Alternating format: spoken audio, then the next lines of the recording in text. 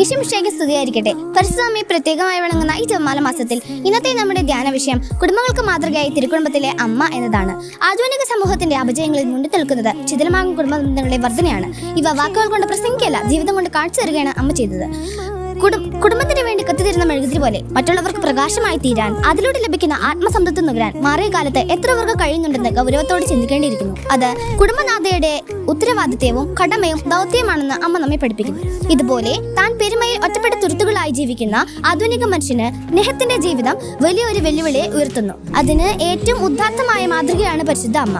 അന്ധകാരവൃതമായ ലോകത്തേക്ക് പ്രഭാത നക്ഷത്രമായി ഉദിച്ചുയർന്നവളാണ് അമ്മ. ദാരിദ്ര്യ മുഖമുദ്രയായിരുന്ന തിരുക്കുടുംബത്തിൽ സന്തോഷവും സമാധാനവും സമൃദ്ധിയുമായിരുന്നു. അതിനു കാരണം പരസ്പരം മനസ്സിലാക്കാനും അംഗീകരിക്കാനും മുറുമുറുപ്പ് കൂടാതെ യാഥാർത്ഥ്യങ്ങളുമായി പൊരുത്തപ്പെട്ടു പോകാനുമുള്ള പരിശുദ്ധ അമ്മയുടെ വിശാലമായ മനസ്സും ആഴമേറിയ ദൈവവിശ്വാസവുമായിരുന്നു. ആർക്കും എപ്പോഴും ആശ്രയിക്കാവുന്ന ഒരു അത്താണിയാണ് പരിശുദ്ധ അമ്മ. അമ്മയെ മഹത്വപ്പെടുത്തുവാൻ നിക്ഷേപം കൂട്ടിവെക്കുന്നു എന്ന് പ്രഭാഷകന്റെ പുസ്തകം നമ്മെ പഠിപ്പിക്കുന്നു. നമുക്ക് അമ്മയെ ആശ്രയിക്കാം. അതിലൂടെ കുറവുകളെ നിറവുകളാക്കാൻ സദാ സന്നദ്ധയായിരിക്കുന്ന പരിശുദ്ധ അമ്മയെ നമുക്ക് ആശ്രയിക്കാം. നമ്മുടെ കുടുംബങ്ങളെ തിരുക്കുടുംബത്തിന്റെ മാതൃകയാക്കാം.